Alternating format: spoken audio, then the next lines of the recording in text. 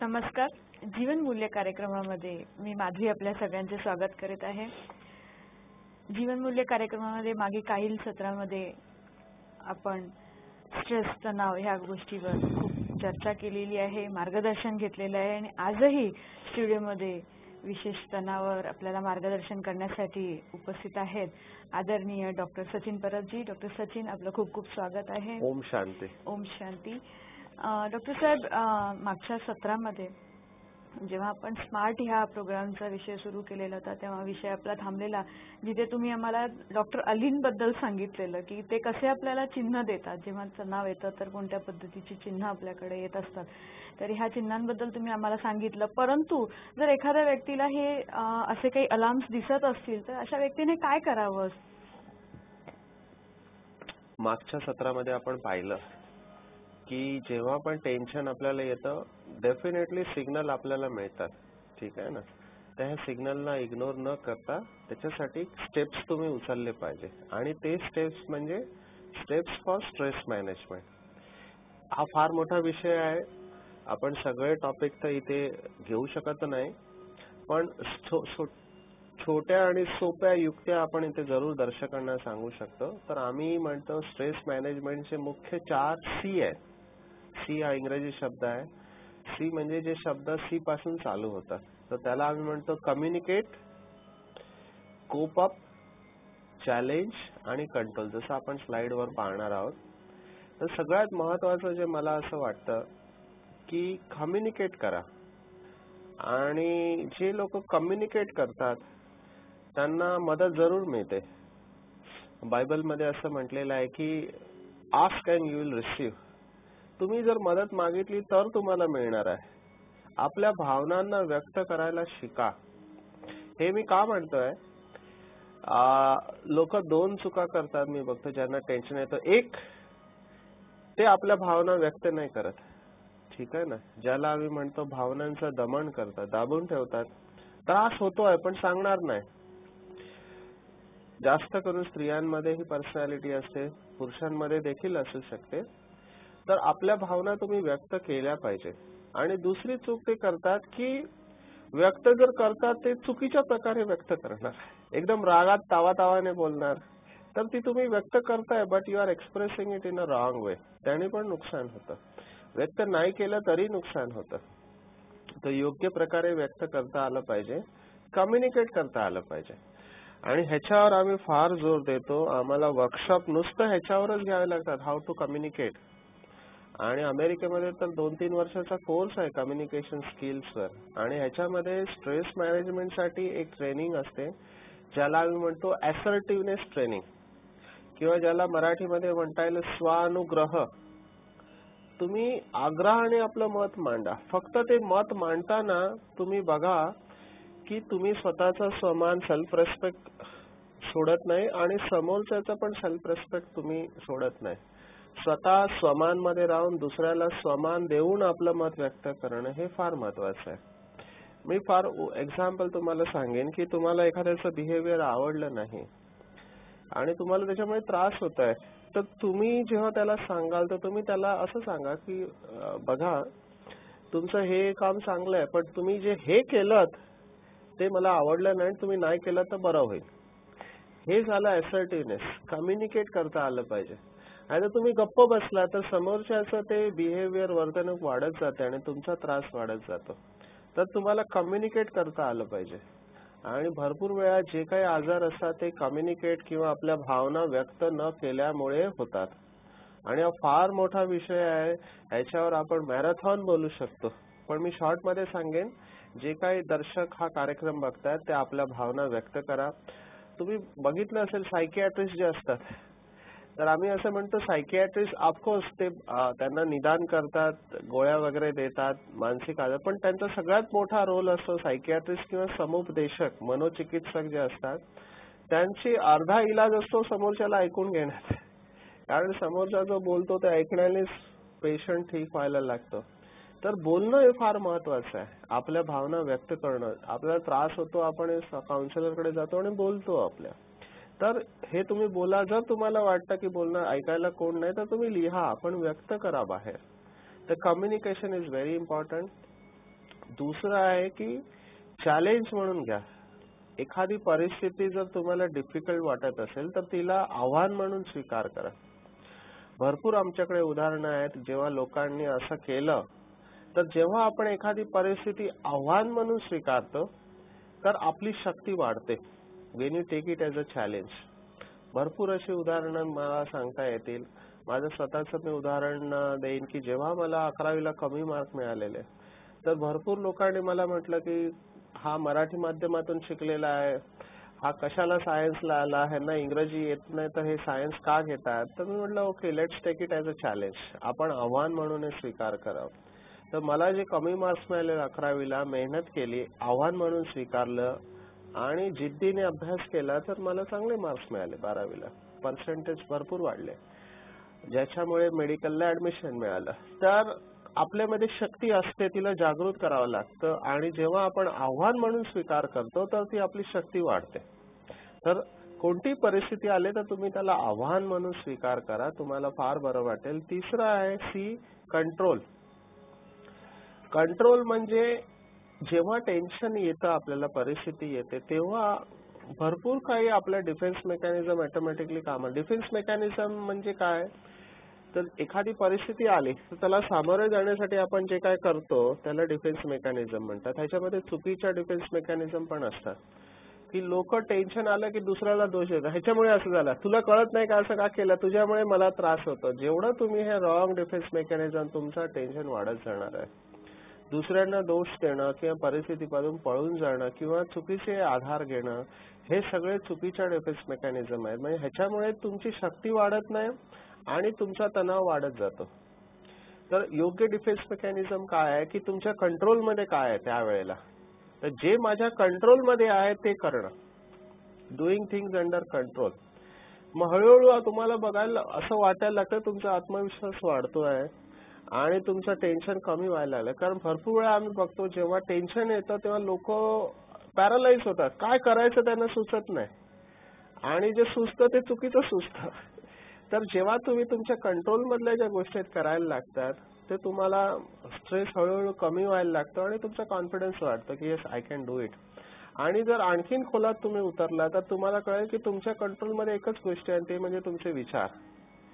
तुमचे विचार जर तुम्ही सकारात्मक ठेवले आणि ते तुमच्या कंट्रोलमध्ये ठेवले तर विचारामुळे भावना पण तुमच्या कंट्रोलमध्ये येतात. त्यामुळे तुम्ही उत्तेजित होत नाही, चुकीचं बोलत नाही, यावेळेला लोकांना दुःख देत नाही, रागावत नाहीत. त्यामुळे ऑटोमॅटिकली तुम्हाला असं वाटतं यस मी कंट्रोलमध्ये आहे, भले परिस्थिती डिफिकल्ट आहे, I can handle the things. मी परिस्थितीला हाताळू शकतो, योग्यरित्याला स्वतःला शांत करू शकतो. असे विचार करून तुम्ही त्या स्ट्रेसला मॅनेज करायला लागतात. ऑफकोर्स हे एका दिवसात होत नाही, याला अभ्यास लागतो. आणि शेवटचा सी आहे कोप. कोपिंग कॅपॅसिटी असते आपली प्रत्येकाची.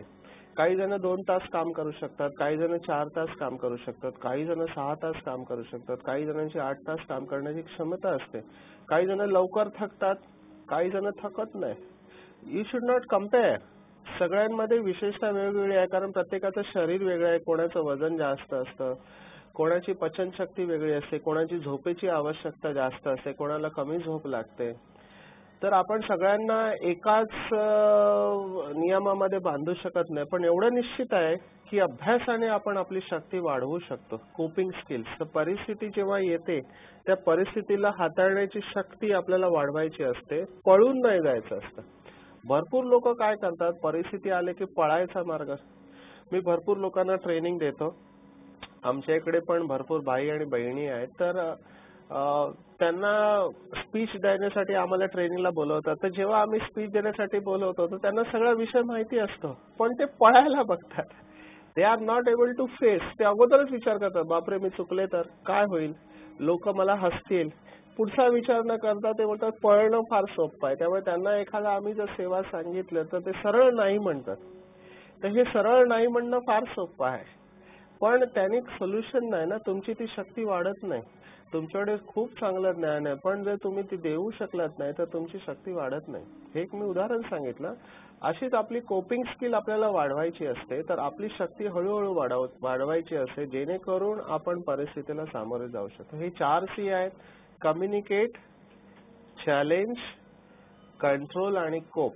हे 4 C जर आपण योग्य प्रकारे हाताळले तर बराचसा आपला आपण स्ट्रेस कमी करू शकतो. डॉक्टर साहेब, आताच तुम्ही म्हटलात की कंट्रोल केलं पाहिजे, सकारात्मक विचार आपल्यामध्ये असले पाहिजे.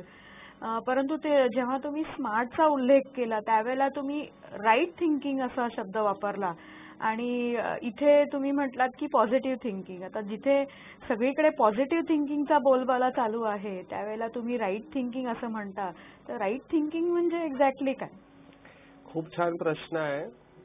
मला आठवतं एक पुस्तक आहे, फार फेमस आहे, त्याच्या 20 लाखच्या प्रती विकल्या गेल्या. The power of positive thinking म्हणून नॉर्मन विन्सेंट पल नावाचा ऑथर आहे, त्याने लिहिलेलं आणि खरंच सुंदर पुस्तक आहे. भरपूर लोकांना त्या पुस्तकामुळे प्रेरणा मिळालेली आहे. आणि पॉझिटिव्ह थिंकिंग ही एक मुवमेंट 70च्या दशकानंतर एवढी जोराने आले की पॉझिटिव्ह थिंकिंग, पॉझिटिव्ह, प्रत्येक जण पॉझिटिव्ह थिंकिंग. आता पॉझिटिव्ह थिंकिंग खूप छान आहे, पण पॉझिटिव्ह थिंकिंग करता करता काही लोक अवास्तव थिंकिंग करायला लागले. म्हणजे आता प्रॉब्लेम आहे, पण प्रॉब्लेम आहे आणि तुम्ही म्हणता नाही नाही पॉझिटिव्ह थिंकिंग सगळं काय ठीक होईल. तर हल्लीच्या युगामध्ये जो जास्त विचार पुढे आम्ही बघितलाय तो आहे राईट थिंकिंग, ना की पॉझिटिव्ह थिंकिंग. पॉझिटिव्ह थिंकिंग तुम्हाला थोडा वेळ चांगला अनुभव करून देतो, पण जर तुमचं राईट थिंकिंग नसेल किंवा नुसतं पॉझिटिव्ह थिंकिंग असेल आणि कर्मामध्ये काही नसेल, तुम्ही नुसतं विचार करत असाल आणि ऍक्शन मध्ये ते जर येत नसेल तर त्याचा काही फायदा नाही. ह्याच्यावर एक गोष्ट मला आठवते, आम्ही मॅनेजमेंट मध्ये सांगतो की पॉझिटिव्ह थिंकिंग पेक्षा रिअलिस्टिक थिंकिंग असलं पाहिजे. तर एका जहाजामध्ये लोक चाललेले आणि ते जहाज समुद्रामध्ये होतं, अचानक तुफान आलं. तर त्या जहाजामध्ये एक पॉझिटिव्ह थिंकर होता आणि त्याच्या सवयीप्रमाणे तो बोलला काही घाबरायचं कारण नाहीये, सगळं काही ठीक होणार आहे, आपण हिंमत ठेवली पाहिजे. तर लोकांना वाटलं ठीक आहे, बरोबर म्हणतोय, आपण हिंमत ठेवली पाहिजे, धीर ठेवला पाहिजे. एक दिवस निघून गेला, दुसऱ्या दिवशी ते तुफान काही कमी होईना, पाणी आतमध्ये यायचं होतं. पुन्हा पॉझिटिव्ह थिंकर आला आणि म्हणाला काही घाबरायचं कारण नाही, सगळं काही ठीक होणार आहे, तुम्ही निश्चिंत राहा. लोकांनी दुसऱ्या दिवशी ऐकून घेतलं. तिसऱ्या दिवशी पण तीच हालत. तर लोकांनी 3-4 दिवस ऐकून घेतलं, मग लोकांना ते सहन नाही झालं. करायचं काय आम्ही, नुसतं काही होणार नाही म्हणून काय चालत नाही ना. तर लोकांनी त्यालाच उचलून पाण्यामध्ये टाकलं, कारण त्याचं ऐकून ऐकून यांना स्ट्रेस आला. नुसतं पॉझिटिव्ह थिंकिंग नाही, त्यावेळेला आपण एक्नॉलेज केलं yes there is a problem, पाणी येत आहे, तुफान आहे, आपल्याला काहीतरी सोल्युशन काढलं पाहिजे, काही होणार नाही असं बोलून चालत नाहीये. तर ह्याला आम्ही म्हणतो राईट थिंकिंग. राईट थिंकिंग म्हणजे तुमच्या समोर प्रॉब्लेम आहे, तो प्रॉब्लेम जेवढा पर्सेंटेज आहे, समजा तुम्हाला 40% प्रॉब्लेम वाटत, 40% प्रॉब्लेमला पॉझिटिव्ह थिंकिंग वाले कदाचित 40%ला 20% करते की काय नाही जास्त नाही problem, which is good in fact. पण त्यावेळेला तुम्ही ते 40%ला 20% करताय, ते आपण निग्लेक्ट करू शकतो. किंवा काही लोकांचा स्वभाव असा असतो ज्याला आपण म्हणतो की राई का पहाड बनाते हैं, है ना, तिल का ताड़ और राई का पहाड़. म्हणजे 40%ला तुम्ही 60 किंवा 80% करता. बापरे बापरे, काही लोकांना मी बघतो जरा काय झालं की लगेच त्यांना बापरे हा शब्द येतो. म्हणजे तो प्रॉब्लेम असतो तेवढाच, पण तुम्ही त्याला मोठं करता आपल्या विचाराने किंवा भावनांनी. तर मोठं पण करायचं नाही, छोटं पण करायचं नाही, जेवढा आहे तेवढाच बघणं, ह्याला म्हणतो आम्ही राईट थिंकिंग. जसं आपण स्लाइड मध्ये पाहणार आहोत, to see the problem in the same magnitude that is present to you and do something about it. नुसतं बघायचं नाही. तर ह्याला आम्ही राईट थिंकिंग म्हणतो. आणि राईट थिंकिंग कसं आजच्या युगामध्ये जरुरी आहे, कारण राईट थिंकिंग जर आपल्याला समजायचं असेल तर पहिलं आपल्याला रॉंग थिंकिंग समजलं पाहिजे. आणि रॉंग थिंकिंग भरपूर प्रकारचे आहे. त्यातला एक प्रकार मी सांगितला की मॅग्निफाय करणं, म्हणजे छोटी गोष्टीला मोठी बनवणं, हा एक रॉंग थिंकिंगचा प्रकार आहे. असे रॉंग थिंकिंगचे भरपूर प्रकार आहे. जेव्हा आपण राईट थिंकिंगच्या डिटेलमध्ये जाऊ तेव्हा आपण याच्याबद्दल विचार करू. पण येस, राईट थिंकिंगचं महत्त्व भरपूर आहे. नक्कीच doctor, wrong thinking, right thinking बद्दल आपण पुढे डिटेल्समध्ये जाऊ. परंतु जेव्हा तुम्ही स्मार्टचा उल्लेख करत होता त्यावेळेला तुम्ही सांगितलं की स्मार्टमध्ये तुम्ही क्रोध जो आहे ह्याच्यावर सुद्धा बरीचशी माहिती देतात. तर क्रोध तर आपण जेव्हा भावनांचा विषय घेतलेला त्यावेळेलाही घेतलेला होता, परंतु आता पुन्हा एकदा जरा थोडक्यात आम्हाला ह्याच्याबद्दल माहिती द्या की ह्या प्रोग्राममध्ये तुम्ही क्रोधावर काय एक्झॅक्ट माहिती देता. आम्ही पाहिलं की क्रोधमुळे लोकांचे संबंध बिघडतात, इमेज खराब होते आणि तुमच्याकडून भरपूर चुका होण्याच्या शक्यता असतात रागाच्या भरात. त्यामुळे हा फार मोठा विघातक शत्रू आहे. जसं भगवद्गीतेमध्ये सांगितलं आहे, हा मनुष्याचा फार मोठा शत्रू आहे. काम आणि क्रोध हे विकार, आणि हे दोघांचं कनेक्शन आहे. तर क्रोधावर युजली लोक हल्ली काय सांगतात, मार्केटमध्ये आम्ही बघितलं की तुम्ही राग व्यक्त करा राग. तर आमचं असं म्हणणं आहे आणि आमचं असं ऑब्झर्वेशन आहे, जसं आपण स्लाइड मध्ये पाहतो, की नुसतं राग व्यक्त करून चालत नाही. आणि भरपूर लोकांना वाटतं की राग व्यक्त केला की त्याने नुकसान नाही होणार, पण आम्ही म्हणतो नाही. इव्हन तुम्ही राग जर चुकीच्या पद्धतीने व्यक्त केला तरी तुमची ती सवय असते ती पक्की बनत जाते. तुम्ही जेवढा राग व्यक्त कराल तेवढा तुमचा रागीट स्वभाव बनत जातो. तर रागाला व्यक्त करणं जसं आवश्यक आहे, तर योग्य प्रकारे व्यक्त करणं पण जरुरी आहे.